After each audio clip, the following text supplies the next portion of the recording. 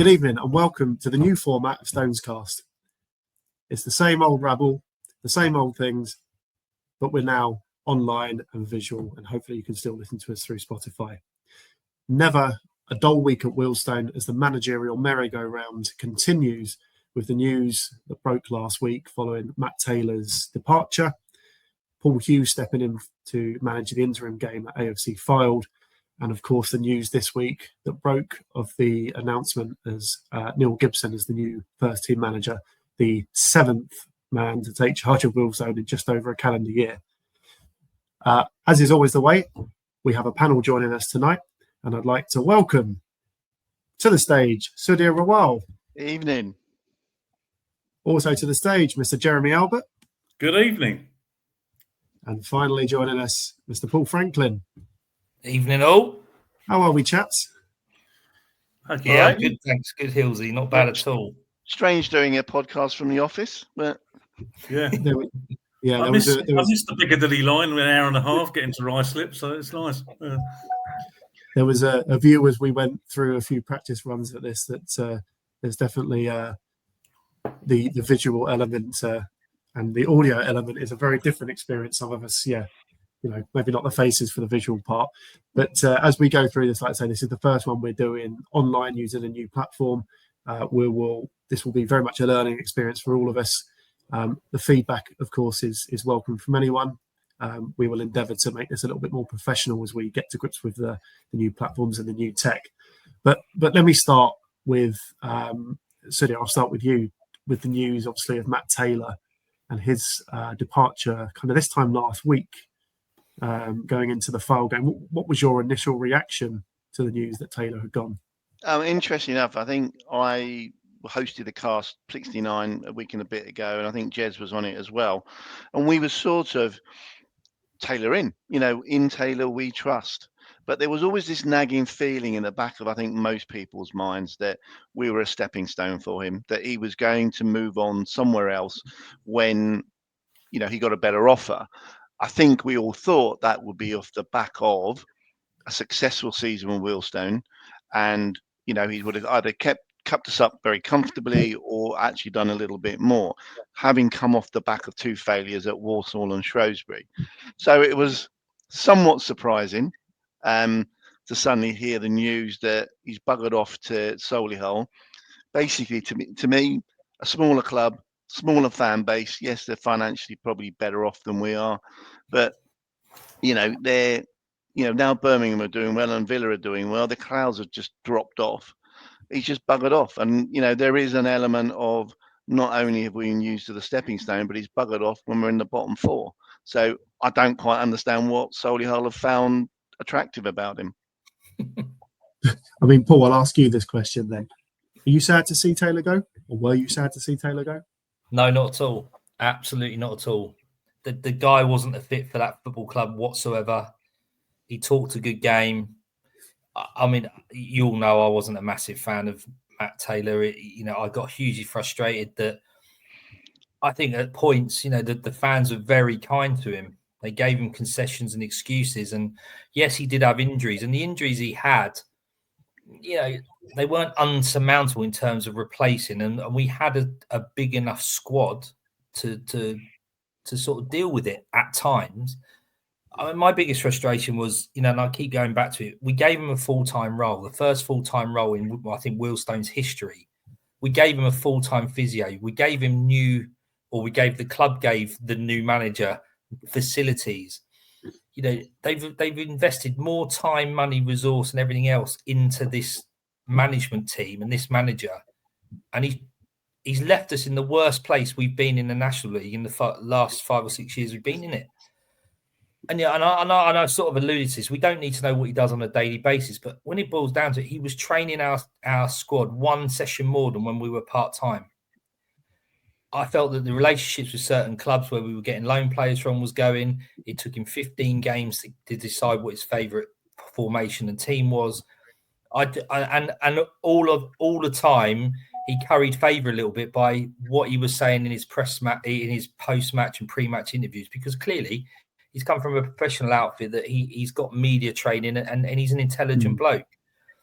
But the inputs that I believe he probably wasn't doing was shown in the outputs on the field, and he's left us to go and play for his mates up at Solihull in the bottom four with a swollen squad that's costing us money that we've now got to rely on somebody else to get us out of.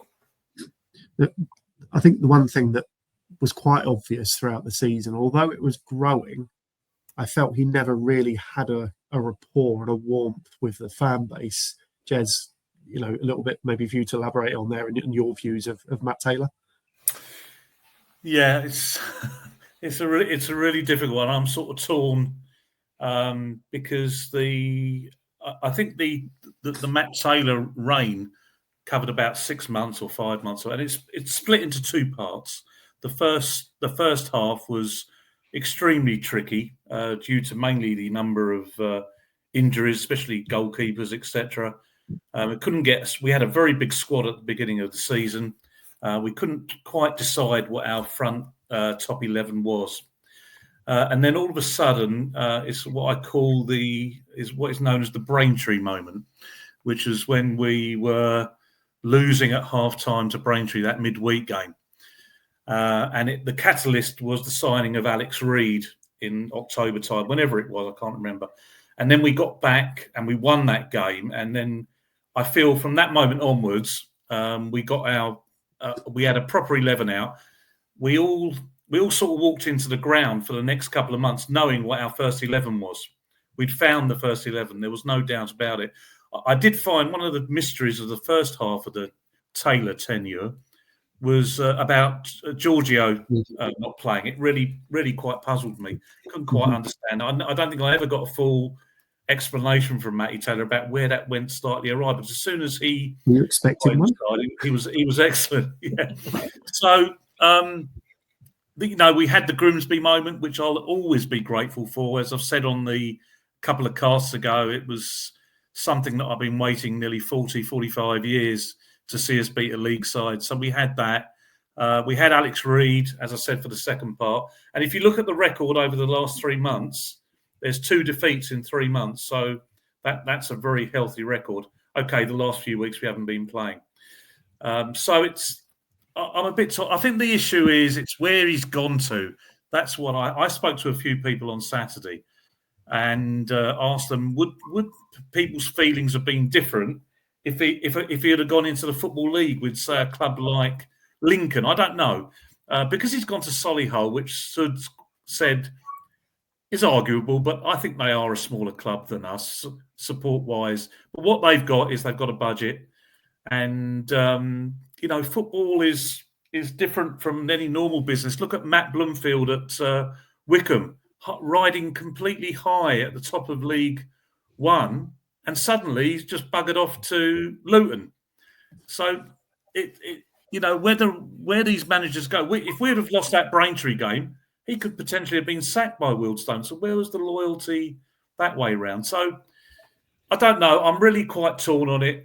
He was a nice man. He interviewed very well, but bearing in mind what we had beforehand with David Noble, he was like chalk and cheese. It was brilliant. So he's gone now, as far as I'm concerned, and we now move on to the new chap, and we wish the new guy very well. And it's a shame, but I feel a little bit let down by Matty Taylor, if I'm being brutally honest, because I think maybe Sud's right. Maybe we were a stepping stone, but listen, I'll never forget Grimsby. I'll never forget Grimsby, and that was a big high for me.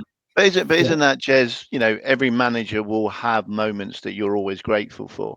You go back to, say, if you look at post Bartlett, every manager, possibly bar Noble, has had a moment where we'll just go, that was just a fantastic event, a fantastic moment that we will always cherish. Bobby Wilkinson had the trophy run. He had the playoff game at Bath, which they're very much up there as great moments of our time. Maynard had plenty, Brennan had plenty. Noble didn't really. I suppose his greatest moment was drawing at Prince Edward's playing fields, and then you moved on to to Cox. Cox had, three wonderful moments, and that's what Taylor's given us. If you look back at the Taylor era, we will always remember Grimsby. But to me, I just always felt, you said it, you asked Jez the question, I don't think Jez necessarily answered it, was the lack of connection. I just don't think there was ever a connection between him and the supporters. We mentioned it on Cast 69. And ironically, I didn't go to Sutton, but ironically, there was a couple of people actually commented that he actually made a real attempt to sort of thank the fans after the game, and it was quite ballsy about it, which is not normally what he does. But there's definitely a lack of connection. There's a lack of forget about going into the bar and whatever. I just don't think there was I don't think we warmed to him, and I think he particularly didn't warm to us. He never really spoke about the fans. He never really spoke about the support. It was really quite weird. Yeah. I think that's maybe, mate, because he's come from a very professional background, Premier League, and maybe at that level now that doesn't quite happen. I wasn't too worried about that because, as I said, in the second half of his tenure, we had some great performances, Rochdale and Dagenham and a couple of others, and the football was a lot better. It was good. So. It just came. When I heard the news, it came as a big shock because it sort of coincided with us trying to get Alex Reid back to the club. So I had some good news in one hand, and depending on who you speak to, some bad news on the other side. So, but just going back to your point, Jez. Yeah. If you look at, I think some of the disappointment actually is, I don't think most of Frank is definitely in the anti-camp, and you're very much in the pro-camp. And I think probably Hilsey and I are probably somewhere in between. Yeah. But I think we all felt that if Taylor had a fullish squad without a huge amount of injuries, he would keep us up. Whether it would be just, he would keep us up. And my worry now is we've just brought more turmoil. We've brought more disruption into team, a squad, and actually will that disruption cause us to go down? And that's why if Taylor was going to go, I would have been happier if he went at the end of the season. Yeah. In an ideal world, the end of the season would have been fine. But sometimes these opportunities only, they just spurt up from nowhere. The other factor I forgot to mention is how well liked he was in the dressing room and how well the players talked about him, especially Max Kretschmer. I've said that before, because at no stage, even when he was going through the Yeovil 3-0 defeats, did we ever get the feeling that the dressing room had gone. Yeah, no, great. The players were fully behind him. Tactically, I thought he was very, very good. He made quite a few changes at half time, and I think it's how it's been done, where he's going to. We can all argue about his record. As I said, I can bring up a stat of 2 defeats in 3 months, and no one can argue because it's fact. But the thing is, the first part of it wasn't as good as that. But he was just coming in to a brand new environment. I think he would have kept us up if I'm being with the news that we're getting Alex Reid back for the second half of the season. I think he would have kept us back. Now we're in that because we all experienced this time last year, pretty much exactly the same sort of time when Stuart Maynard went in January. It brings a bit of instability, and we've only had one game to go on so far, which was Fylde, where we did okay, but never really looked like scoring. But unfortunately, it's put us in the mire a little bit. And looking at the league table, it doesn't look pretty. Yeah, we'll see. We'll see how the new guy gets. And that's another fact, though, Jez, right? Is Taylor left with 5 wins all season. I've written an article for the programme on Saturday, which looks at kind of win percentages of anyone with almost a decent run at it. He's got by far the lowest win percentage, far too many draws. We haven't lost many, but we are in a perilous place. And the scenarios and the synergy, with last season are, aside from just the managerial changes, we're getting to that place again where we were going, we're perilous, but we've got games in hand. Do you know what I mean? We're going to end up almost in that same scenario. The other thing there is, obviously, you mentioned Alex Reid and kind of just linking what we said there about Matt Taylor and his engagement with the players. Be interesting to see whether Reid's form continues. And let's be honest, it'd be hard for him to keep up the scoring record he's had. But it will be interesting to see whether and how much an impact Taylor had on him. Paul, I don't know whether you've got any kind of thoughts of. I mean, when I look at Alex Reid, he gives you the impression he wanted to play for the football club, not necessarily anyone in particular who's running it. Yeah, we've given him a platform to go and perform, and like many other players that Wealdstone have had, we put our arm around them almost and sort of say, look, you're going to be loved here. You're going to get minutes to perform and go out and show what you can do. And ultimately, they end up moving on, a lot of the ones that are successful, which is great. But I genuinely, I think he enjoyed playing for Wealdstone, enjoyed playing in front of the fans and the love that we gave him. And, there's no way on earth was he getting out of Oldham. They were grateful to get rid of him. I think they're quite pleased that someone like Wealdstone have picked him up because they've got a soft spot for us. But I think he'll be fine. I think he'll go out and he's got to try and prove himself. He's got however many months left on his Oldham contract. We're probably not in the race to get him permanently next year. So no one wanted him in this transfer window. So he's now got another 6 months in this shop window to go and prove himself. And he could be the person that we pin the reason as to why we stay up on. In 6 months' time. I think we'll be okay. Last season, I never felt we were going to go down. This season, I have felt it at times that we would. And I get what you're saying about Matt Taylor, Jez, but we lost on Saturday probably because Matt Taylor left. And would we have got a better result if he was in charge? I'm probably not convinced.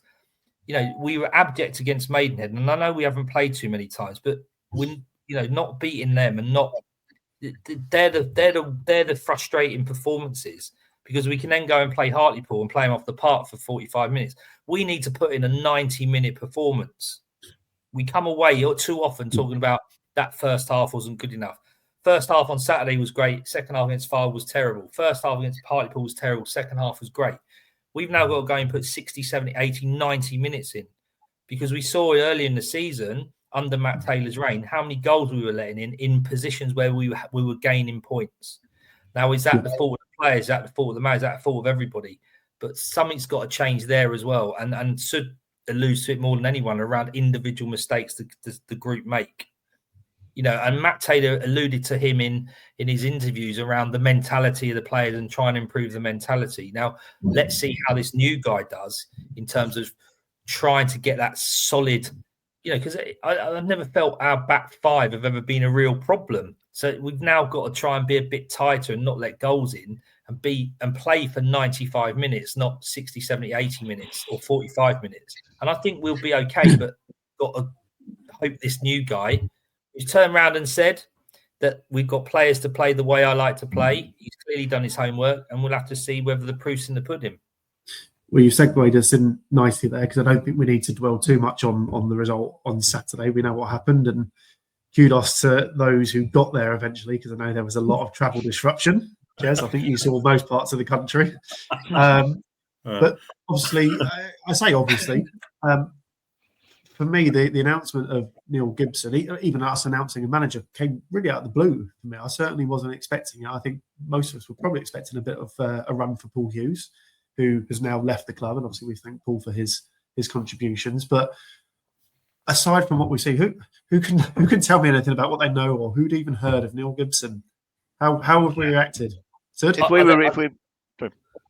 gonna say, I think probably most of us went straight on Wikipedia to get an understanding of who he was. But yeah, I mean, the interesting thing seems to be about him is he's incredibly well thought of when you look at the social media postings about him. Now, either he's got a hell of a lot of good friends who keep posting about him on social media, or the general impression seems to be really, really positive. I loved his interview, apart from the fact he couldn't pronounce Wealdstone properly. But it was a really good interview because it talked about the fact that he'd watched us and he'd watched us for a while. So it does make me feel that probably the club thought that Taylor was going to shoot off at some point, or they might have to make a decision around Taylor. But he's been watching us for a while. I suppose the slight worry I've got, I think probably two areas I'm worried about. One, obviously, he's managed the Welsh Premier League. How good a standard is that really in comparison to the National League? But equally, you could argue that skill sets translate. If you do well in one league, why shouldn't it not be as good in another, or even if it's better players, etc. And the second thing is, a lot of what you read and hear is he plays a very long ball style. Now that is fine because actually we need results, and if that gets us results, that's fine. But do we actually have the players, certainly the forwards, that can play a long ball game? And I don't think we do. So either he's going to have to temper his game, or maybe there is more facets to him because he'll have better players to work with. I mean, did you not see his interview with the very good interview he had? He didn't. I get the impression it's not a long ball game he's playing. It's more keeping possession based, and so that's not what because you quite rightly said that other fans' views saying that we're going to have to get used to a different type of football, but that's not what he said in his interview, which puzzled me. Yeah, Jez, I mean, I interpret it in as much as it's almost a hybrid of what Taylor was probably playing to what Maynard played. He made a point of saying we don't keep the ball for the sake of keeping the ball, or we'll get the ball forward. We won't just and I think that was a frustration under Stuart Maynard's reign, was we kept the ball because we kept the ball because we kept the ball. And you'd hear young and old, get it forward, that sort of scenario. I think Matt Taylor tried that a little bit more. But again, I think he got muddled in how he wanted to play and with the players that he had. So let's just hope that this guy, that Neil and Lee's assistant, Lee Jones, sort of will know the players enough to sort of say, right, let's be a little bit more direct, but play through the thirds and use all that terminology. Play through the thirds when we have to and keep the ball, but let's get it forward quicker. I certainly think we've got the players. It depends whether he plays one up top or two up top. I know Stuart Maynard like that one up top, but hopefully he'll still play the two because having Ashford and Reed, they've been a really good pairing. And using I still don't think we use the wide areas enough under Matt Taylor. Enzio to me is a bit of an enigma. Yes, he scored the other day. I can't remember who he scored against, but he doesn't seem to do anything going forward, but he doesn't seem to do anything defensively. And it almost feels like sometimes we're missing something out of him or the position that he plays. So I mean, I don't really care what sort of style of play a football club plays, as long as it's effective. Over long term, it can be draining, and you might lose fans because of it. Yeah. But Paul, but in that instance, you're right. I think the next 4 months that we've got for the rest of the season, it's all about results. And if it comes from deflected goals, or if it comes from just booting the ball long and we get goals that way and it's wholly unattractive, that's perfectly fine. But you are right. As a long-term project, you don't really want to see that sort of football because, we've got to enjoy over the period of time, playing some very nice stuff, scoring some really lovely goals. And we want to keep that. And that's the bit I'm slightly not concerned about, but I'm surprised because whenever we've appointed managers of late, there's been a lot of talk about philosophy of football, and we want to have a manager that's going to play the philosophy of football that we want to play we want to see, and then presuming that pervades through the whole academy system as well. And what we've now got potentially is a manager who plays a much longer style. We're going to see. Actually, is it because he was playing Welsh League football? It's easier to play that longer ball game in that football as opposed to actually playing a National League style where you've got a far better quality of player. And if you're bypassing the Wealdstone midfield, you're bypassing some of our best players. If Kretschmar is missed out, we're losing out massively on missing out on his skill set. So it may well be horses for courses. I think I can't see the long ball game. I think we saw that in the first half at Maidenhead when we started to play a long ball game, and it was awful. But I think that was just a one-off. I think we played some good stuff under Matty Taylor. I'll go back to the Rochdale game, the Dagenham game. That we played some really nice stuff. We've got to try and utilise our two forwards. The Reed and Ashford are a really good partnership. And you're right, we want to use our midfield with Kretschmar, etc. I think one of the good things in this guy's coming in, and I don't think he needs to worry too much about recruitment because I think it's all done. I think maybe we might get maybe another one in or something. But if we look at this squad now, there's probably about 16. We've got Eastman to come back, hopefully, and the squad of about 16. When I look at the squad, I walked into Files Ground on Saturday. I looked at the 11 we had out, and I could not see anything other than an away win. So it really puzzled me how we was very ineffective in making their keeper work on Saturday. So I'm hoping that against Sutton and Hartlepool, I thought we were in parts we dominated Sutton second half really. Same with Hartlepool. So. I think the team is there. The squad is there if they can stay injury free. We've got yet another goalkeeper. Yeah. Hopefully he'll be okay. But he's come from a rubbish club, Jez. Yeah, he has. Yeah. Yeah, how dare you? We've never seen such a turnover of goalkeepers. It's quite incredible. Yeah, so I do think he walks into a settled squad, which is good. I do think we're still. If you mentioned there maybe one more to come in, I still think we look light up front. If Ashford or Reed are out or a change, obviously you got the young Jeffrey maybe coming in who's a bit raw, but I do think we need someone a little bit more experienced there. So we don't think a Dark was coming back this season. It's unlikely, isn't it? As I said, I'll be surprised if he plays for Wealdstone again, which is a real shame, but we'll see. So let's then focus on Saturday and Neil Gibson's first game in charge. And of course, who turns up in the opposition dugout? Matt Taylor. And he brings his Solihull side, who he's obviously going to have a full week of getting to know and training, whereas he only had a couple of days last week. But they've lost their last three. They haven't scored in those last three. It feels a good time to play them. We'll maybe leave aside whatever happens off the pitch and maybe the reception that Taylor might get. But what are we expecting? What are we expecting out Saturday, Paul? Well, I mean, I think the team and the new manager will want to use that positivity towards them rather than the negativity towards Matt Taylor to put in a good performance. I think what's really important, Hillsy, is we put in a 90-minute performance, and we go in. You hope to score a few goals and keep a clean sheet and get a win. And I think it's important for us to really give that new management team as much support as we can and show them that we appreciate what he said in his match, in his opening interview in the week, which, as Jez said, it almost felt like that wasn't manufactured. That was what he felt. That's how he felt. And we've given him an opportunity, and I think he's going to take the opportunity and relish that maybe more than Matt Taylor seemed to, if that makes sense. And I think the fans are going to really help with that on Saturday. And to get 3 points, hopefully, against Solihull, which is a great game to be playing because of the situation with the managers. And, hopefully that'll be a catalyst and a kickstart for us to go on a more consistent run and pick up points and get out of that bottom four.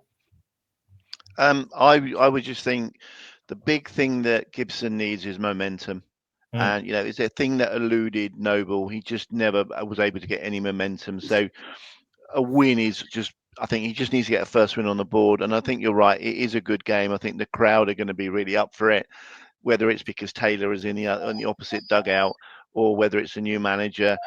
I think Taylor will get a reasonable reception. We're not that sort of club that really abuse ex-players. And certainly not ex-managers. Some of the stuff with Brennan has always been a bit pantomime. And to be honest, that was created by him as much as anything else by keeping the team off for so long. So the reality is, I think he won't get a terrible reception. I'm sure there'll be a few choice words said, but nothing's not heard on the terraces of Upton Park when he used to play there.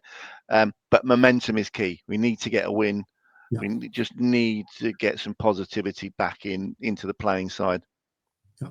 And let's also not forget that Saturday is the start of a trio of home games over the next week with Tamworth and then Gateshead coming. So it is a big week. Jez?